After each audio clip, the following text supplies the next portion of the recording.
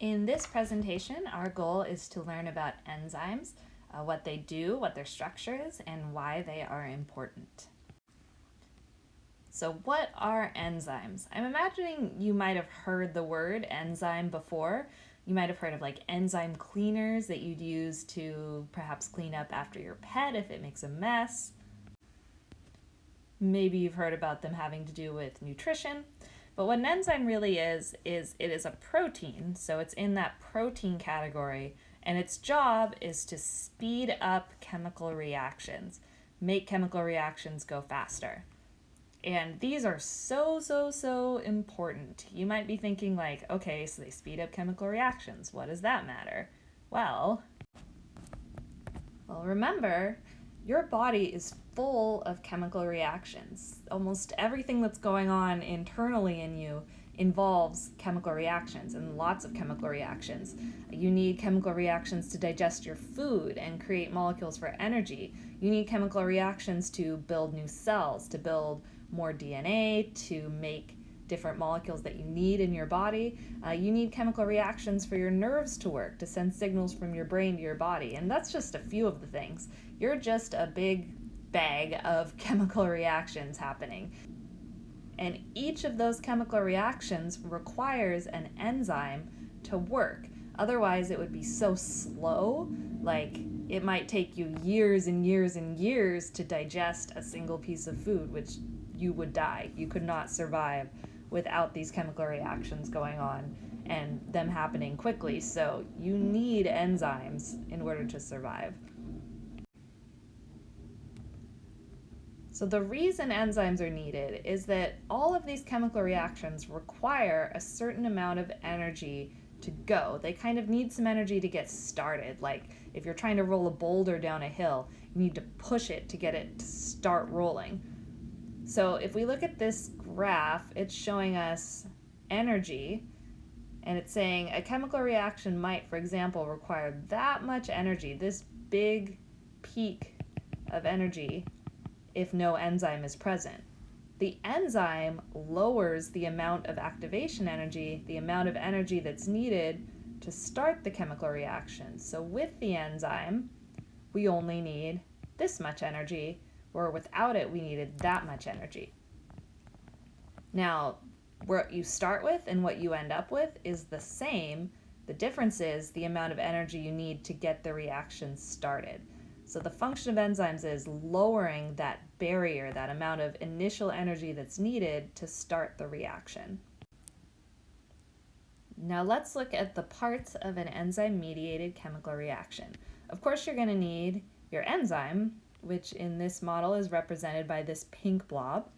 And then you also need something that's going to react. And we call that thing the substrate. So this is what's going into the reaction. And so that's represented by this right here.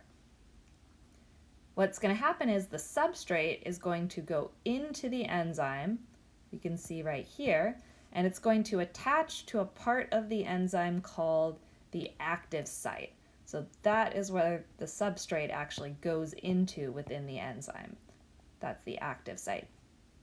Then the reaction is going to happen. In this case, the reaction was splitting this molecule in two, and the enzyme releases the products. So that is the end of the reaction, the end result. We can say that enzymes turn substrates into products. And now the enzyme is ready to go again. It can grab a new substrate and do it again and again and again.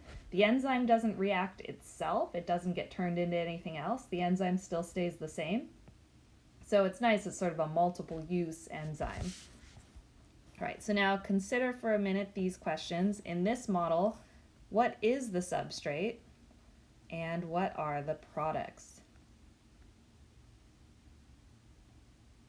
So in this case, the substrate, we can see labeled right here, is maltose, and the products are two glucoses.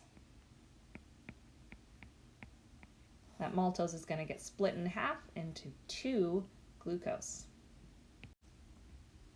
An important thing about enzymes is that they are substrate specific. meaning each enzyme only has one substrate that it can interact with. You've heard that phrase, like, you had one job? Well, enzymes have one job. Each enzyme can only do one thing.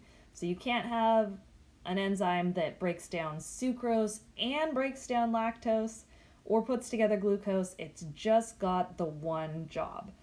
Why is that? It's because that shape of the active site where the substrate binds in must perfectly match the shape and properties of the substrate. It's like a lock and key. You need the right key to go into that lock. So they're the perfect shape once they come together to match up perfectly and perform the reaction. So a different substrate would not fit properly into the active site of that enzyme, so it would not be able to facilitate a reaction with a different substrate. Yeah, they got one job. Enzymes can also be a little picky about the conditions that they work in. So each enzyme has a certain temperature it works best at and a certain pH that it works best at. And what can happen if your temperature or pH gets too far off the ideal temperature or pH it wants to be at, the enzyme can denature, and then it will not be able to function anymore. So denature means that protein changes shape. So if this was the original shape, if it gets too hot, it might sort of unravel and tangle up like this, and it will not be able to work anymore because it needs that certain shape to be able to work.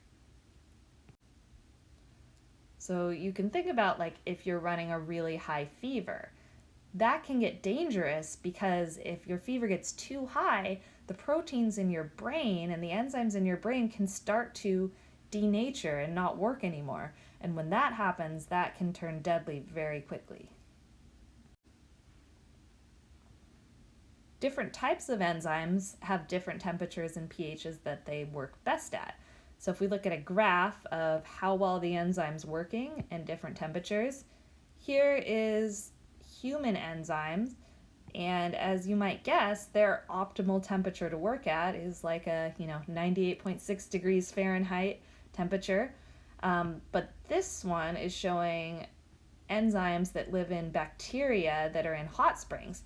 They function at a much higher temperature because their organism they are in is at a much higher temperature. Notice how on this graph you have the ideal temperature, and then if it gets just a little bit hotter, the enzyme stops working. So this is that denaturing. Sorry, that's messy, happening. And same for pH. Different kinds of enzymes operate at different ideal pHs. So think about, why might that be? Well, the enzyme needs to be suited to work in whatever environment it's going to be in. An enzyme in your intestines have a different pH inside than your stomach. So the enzyme in your stomach needs to work at that pH, and the enzyme in your intestines need to be able to work at that pH. Similarly, different organisms have different body temperatures, and their enzymes need to be able to function at the temperature of that organism. So here are some questions now for you to consider. So take a pause, try to answer these. So why would a denatured enzyme no longer work? Try to draw. So here is my enzyme. Here is the substrate that's supposed to go in that enzyme. So when an enzyme denatures, remember, it changes shape. So maybe my newly denatured enzyme looks like that. And now that substrate won't fit in that active site anymore. Remember, it has to be a perfect fit between the substrate and the active site. So if the enzyme changes shape, the substrate doesn't fit anymore, the enzyme can't do its thing anymore. Okay, so when you cook eggs, they change from clear and slimy to more firm and opaque. Eggs are mostly protein. What happened to the eggs? Well, the proteins in those eggs denatured. When you heated them up, they sort of unraveled and tangled up, and now that egg has changed a lot. And that's a lot of the process of cooking things really is denaturing the proteins in those things that you're cooking. Which enzyme would work best at a low pH, one from your stomach or one from your blood? Well, we know that your stomach is full of acid, right? Stomach acid. And your blood is probably not full of acid, hopefully.